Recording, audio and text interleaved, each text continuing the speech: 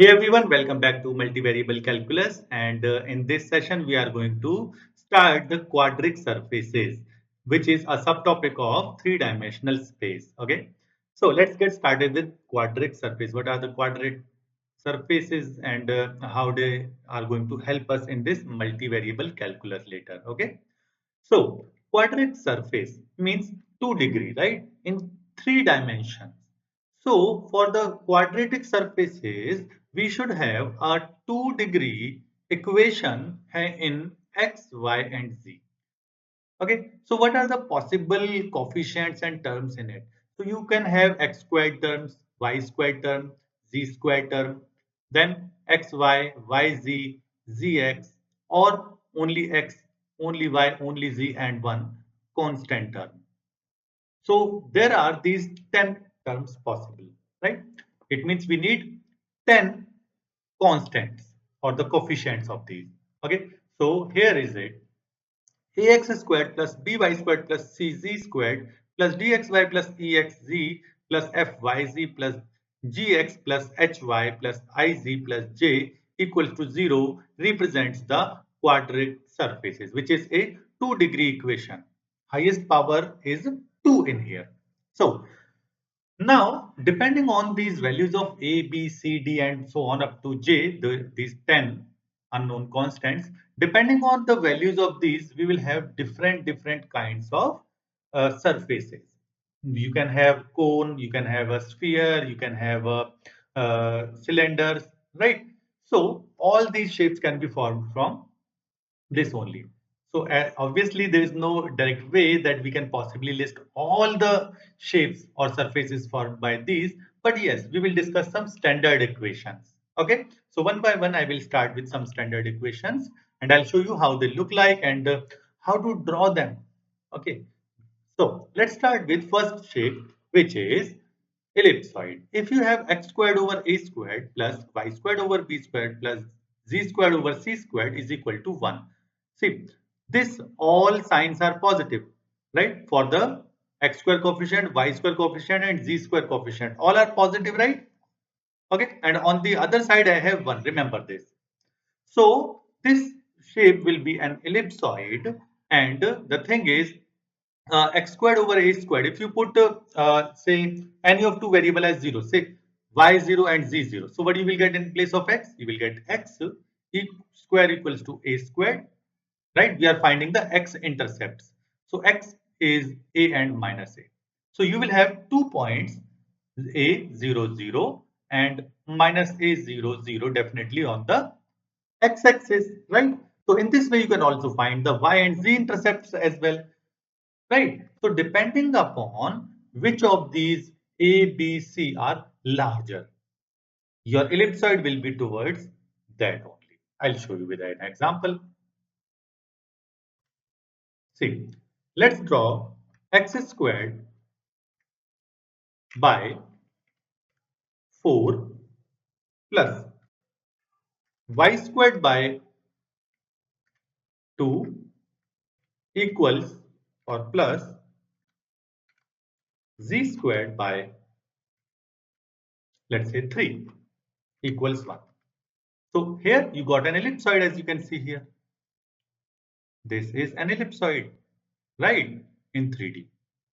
Now, for this ellipsoid, if you talk about the intercepts, so can you tell me what will be the x-intercept, what will be the y-intercept, and what will be the z-intercept? Yes, obviously we can find them. See, on the x-intercept, right, you will have x squared by 4 equals to 1, means x equals to plus minus 2. So the coordinates of the point over here will be uh, 2, 0, 0, and on that side, on the x-axis will be minus 2, 0, 0. Similarly, on the y-axis, okay, on the y-axis also you will have root 2, right, as the y-intercept. So the coordinates will be 0, root 2, 0. And on the other side, 0 minus root 2, 0. Similarly, you can find them on z-axis as well. So I hope you got it. And you can see it is more opening towards the x-axis because this 4 is the larger among all, right? So it's important to note down this. This is an ellipsoid. Let's get back to.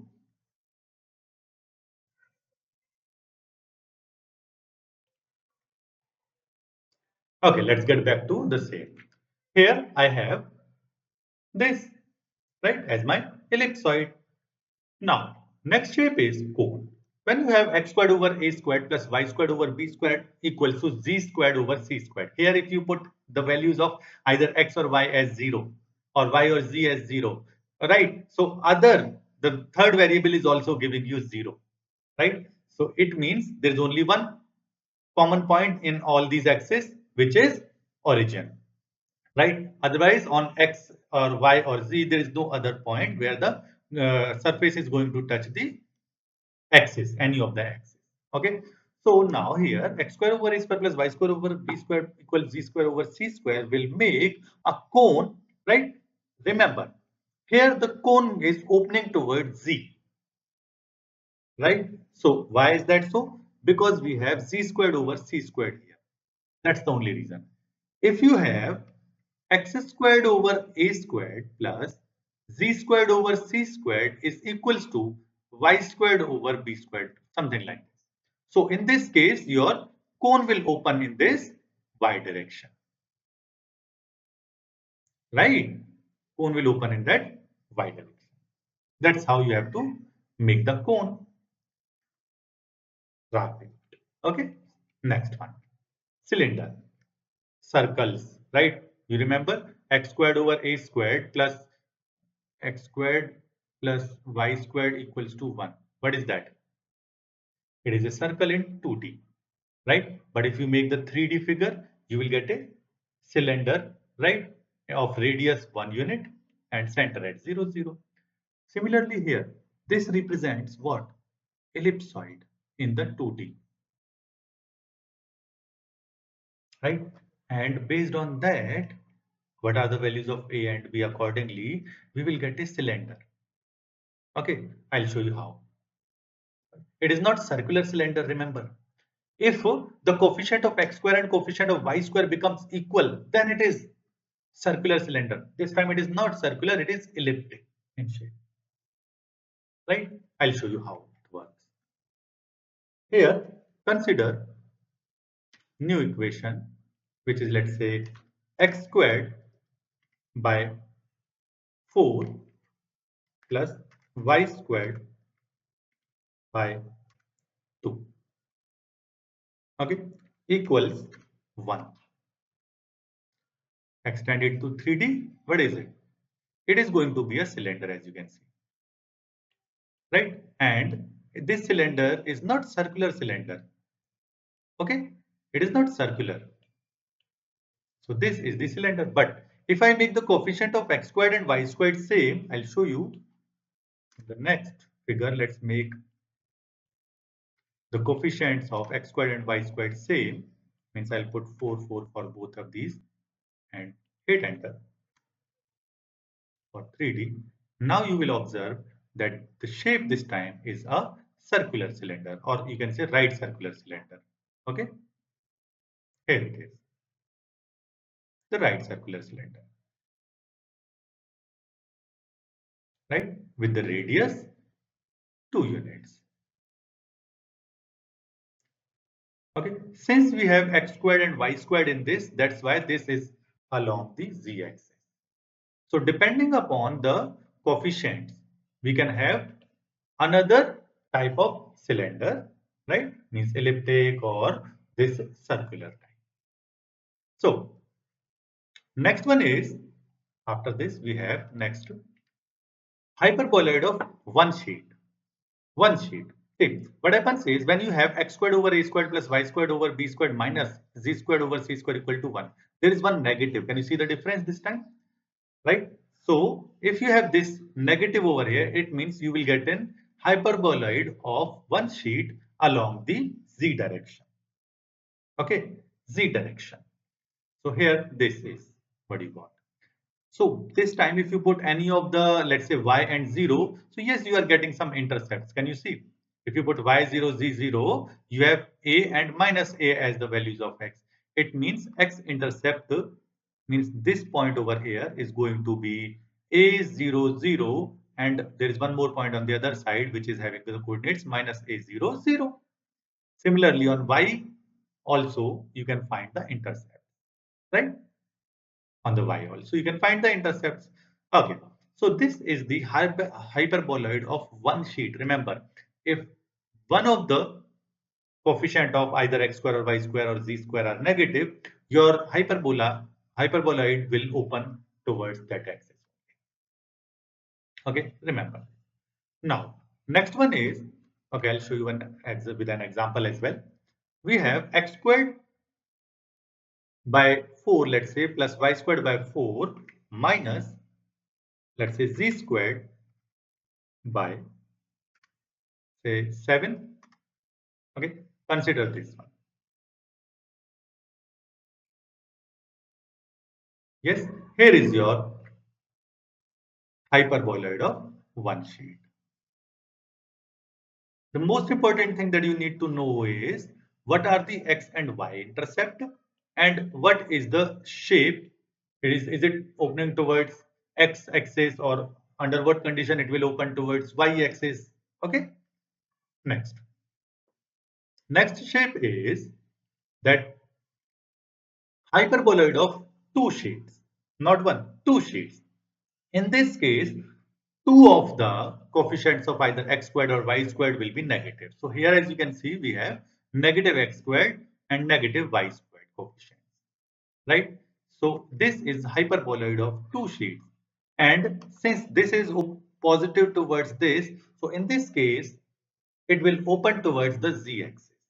But this time you will have hyperboloids of two sheets, means two hyperbolas will be there. I'll show you how this. One hyperbolic shape over here and another over here, right? This is hyperboloid of two sheets. Now about the x and y intercept, obviously there is no x intercept or y intercept. It is not passing through origin as well, right? But yes, if you put x0, y0, then you will get z squared equal to c squared and means z equals to plus and minus c. Means yes, there are points 0, 0, c and 0, 0 minus c on the z intercepts, z axis, right? This and this. Yeah. Now, again, I'll tell you that the variable with the positive in front of it will give you the axis along which the graph is centered. So here, this is centered towards z axis. Okay, next one. Elliptic paraboloid. Elliptic paraboloid is having the equation as x squared over a squared plus y squared over b squared equal to z over c. There is no square in it, okay? Otherwise shape will be different. So it is z over c and c can be again positive, negative. So that also depends on the value of c, right? So in this case, you will get an elliptic paraboloid. As you can see over here, it is an elliptic paraboloid. If c is positive, that will be opening towards the positive direction of z. But if c is, let's say, negative, then the same shape will go below like this. Okay, and it is, yes, origin is there. Origin is lying on the surface, right? So other than this, there is no other x or y intercepts. Okay, or z intercepts also. There is no other z intercept. Only origin is the point. So as I said, in this case, read this line please. In this case, the variable is n squared. Determine the axis upon which the paraboloid opens up. Also, the sign of C will determine in which direction the paraboloid opens. C positive, upward. C negative, downward. Okay. And here, if I have, let's say, x squared over a squared plus z squared over, say, c squared equals y over b, something like this. So in this case, what is that? It is again elliptic paraboloid, but opening towards y. Okay, opening towards this y direction. Depending on B positive, then it will be like this. And if B is negative, then this will open towards negative y. Right? Elliptic paraboloid. After this, we have hyperbolic paraboloid. See, in place of positive, we will have one negative sign here. One of them will be negative. That shows it is hyperbolic paraboloid. What is hyperbolic paraboloid? The shape looks like this. Okay. And one more thing, these shapes are vaguely saddled, shaped, and as with the elliptic paraboloid, the sign of C will determine the direction which the surface opens up. Okay. So in the same way, if the C is positive, okay, so we will have the up direction, opens up. If C is negative, it opens down, right? So in this case, our C is positive in the diagram. Okay, C positive. So we can have these many shapes. Okay, there are too many shapes for the 2-degree equations for the quadric surfaces, but these are some standard ones. Okay, that you have to remember because we are going to need these in our calculus. Okay, so I hope you got this, and in our sessions we will use these equations directly because we need to draw these surfaces. We have to find the tangents and normal, binormal to these. Okay, so that is it for today. Thank you for watching this, and if you still have anything to ask, you can ask me on this WhatsApp number. Okay, feel free to connect with me, or you can also write your question, or if you need any other information in the comment box below. Okay. Thank you for watching this. See you in the next part. Keep watching, keep learning.